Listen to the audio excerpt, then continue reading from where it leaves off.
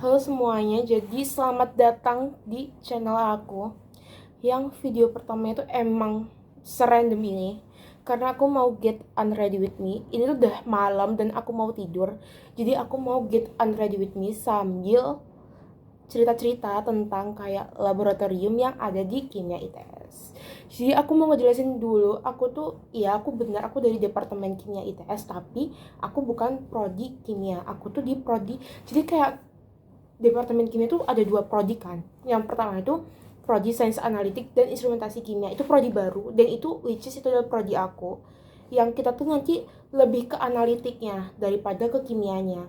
Nah, sedangkan kedua itu prodi kimia yang emang murni, kimia murni yang emang dari awal itu udah ada di sini, itu kimia murni yang nanti dia tuh ngepelajarin tentang semua hal yang ada di kimia gitu. Nah, karena aku itu adalah seorang anak prodi analitik, jadi kayak nanti aku ngejelasinnya lebih banyak di laboratorium yang ada di analitiknya. Cuma kayak aku mau ngejelasin secara garis besar aja laboratorium apa aja yang ada di Departemen Kimia ITS. Nah, aku pakai ini sambil cerita-cerita. Nah, jadi itu di Kimia ITS tuh ada berapa laboratorium sih? Sebenarnya tuh kayak laboratoriumnya tuh ada 6, 7, 6. Tapi yang bakal aku ceritain hari ini tuh 6 ya. Itu tuh kayak, jadi tuh gini loh, kenapa ada banyak banget laboratorium yang ada di Departemen Kimia ITS. Jadi ceritanya itu, kita itu kita kan ambil kayak sebuah bidang kimia gitu ya. Nah, per bidang itu ada laboratoriumnya masing-masing. Jadi kalian kalau masuk ke Departemen Kimia ITS, kalian tuh gak perlu bingung kayak aku tuh suka banget sama organik, tapi kok aku campur-campur sama ini, ntar apa lah gitu. Gak usah khawatir karena kayak per apa per bidang itu punya laboratoriumnya masing-masing. Nah, jadi yang pertama itu ada 6 kan, aku tadi nyebut ada 6 gak sih, ada 6 tapi sebenarnya tuh ada 7, cuma aku bakal ngejelasin 6 aja hari ini.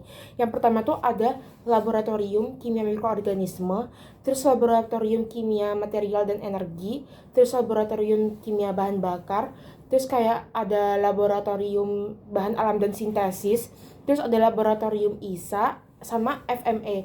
Nah, si FME ini turunannya dari lab kimia bahan bakar, jadi kayak sebenarnya tuh ada satu lagi lab fundamental, tapi itu kayak secara general gitu, jadi nggak akan aku jelasin di sini. Ini aku jelasin yang ada bidang-bidangnya gitu. Aku cuci muka dulu, oke.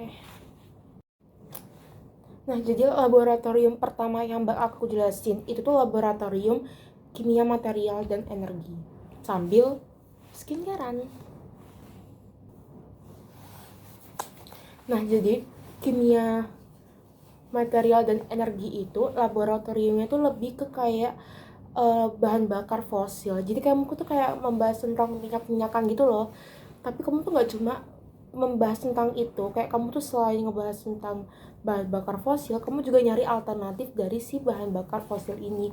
Pokoknya kayak tentang infrastruktur, tentang material, energi gitu-gitu tuh ada di laboratorium kimia material dan energi. Nah, kepala laboratoriumnya itu adalah Pak Joko. Jadi kalian kalau mau tertarik nih sama energi-energi bahan bakar fosil gitu-gitu, kalian bisa ambil bidang ini gitu.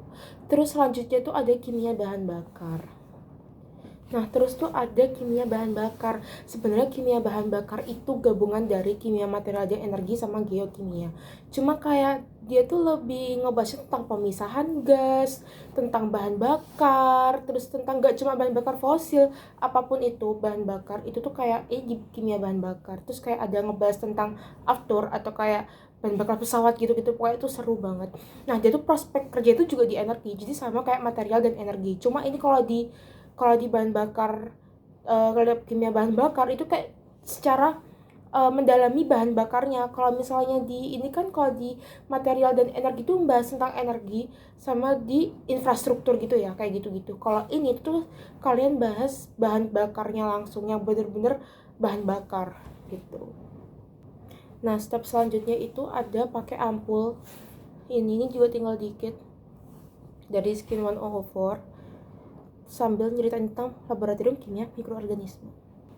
Nah, jadi kimia mikroorganisme tuh ya udah kayak dari namanya itu tuh ngebahas itu mostly kayak tentang biokimia gitu loh. Dia tuh ngebahas selain tentang mikroorganisme juga tentang jamur, tentang teknologi pangan, obat-obatan, kayak apa-apa yang berhubungan sama makhluk-makhluk kecil gitu. Itu tuh ada di laboratorium kimia organisme. Nah, biasanya di kimia mikroorganisme tuh kan dia karena berhubungan dengan makhluk hidup ya dia itu. Jadi setiap pembuangannya itu harus didestruksi dulu, jadi kayak harus dirusak dulu gitu loh biar si makhluk-makhluk hidup kecil-kecil itu tuh mati dulu sebelum dibuang. Jadi kayak biar nggak menjadikan apa ya, biar nggak terkontaminasi gitu loh yang lainnya gitu. Nah, selanjutnya itu pakai eye cream sambil ngejelasin tentang kimia bahan alam dan sintesis. Nah, kimia bahan alam dan sintesis ya udah kayak dari namanya itu tuh dia tuh mostly ya tentang sintesis gitu loh. Nah, sintesisnya itu kayak sintesis organik. Nah, di sini itu dia itu kepala laboratorium itu Prof Mardi.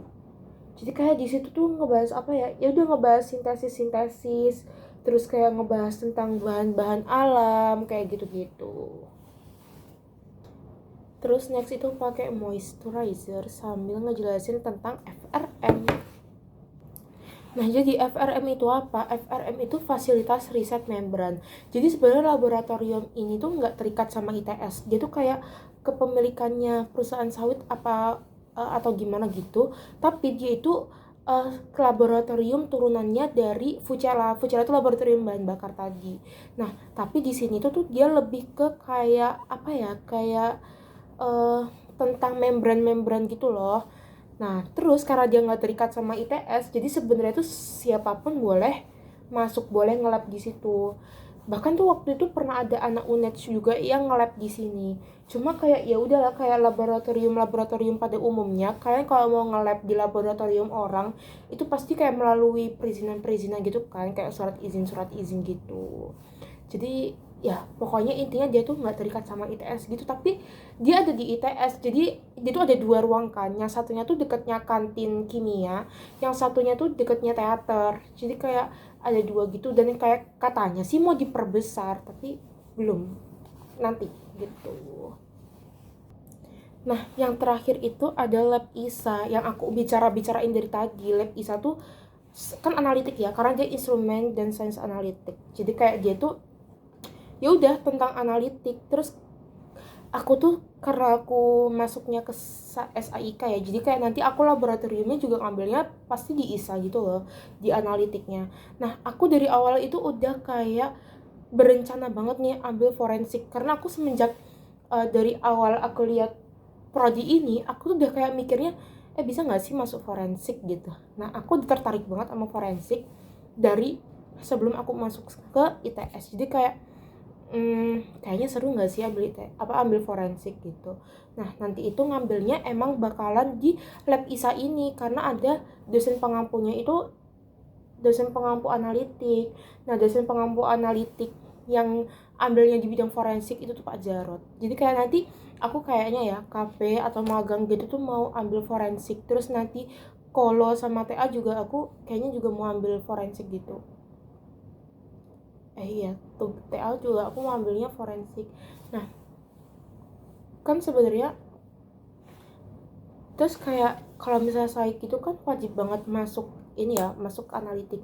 Cuma kalau disuruh milih, kayak kalau misalnya maksudnya kayak aku boleh milih nih, aku boleh milih aku mau masuk bidang apa, aku tetap bakal ngambil analitik, karena aku emang dari awal tuh nargetin aku itu tuh buat masuk ke forensik.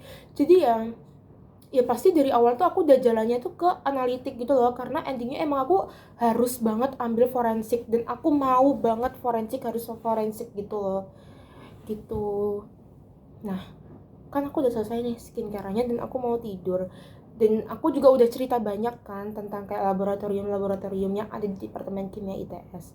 Jadi kayak kalian kalau mau masuk ke Departemen Kimia ITS itu kayak kalian dari awal semester itu udah nentuin gitu loh kalian mau masuk ke bidang apa, kayak kalian udah mau wanti-wanti lah, kayak udah kayak at least ada bayangan gitu loh kamu tuh mau ambil laboratorium apa. Jadi biar nanti tuh nggak bingung kalian mau ambil apa. Jadi kayak apa ya, kan tadi tuh sistemnya rebutan kan, pasti tapi kayak ya udah semoga dapat yang terbaik gitu. Nah, sekian dari aku. Terima kasih banget udah mau ngedengerin cerita-ceritanya sama udah nemenin Get Unready. Dan aku mau tidur gitu. Bye bye semuanya. Selamat malam, selamat tidur. Nah.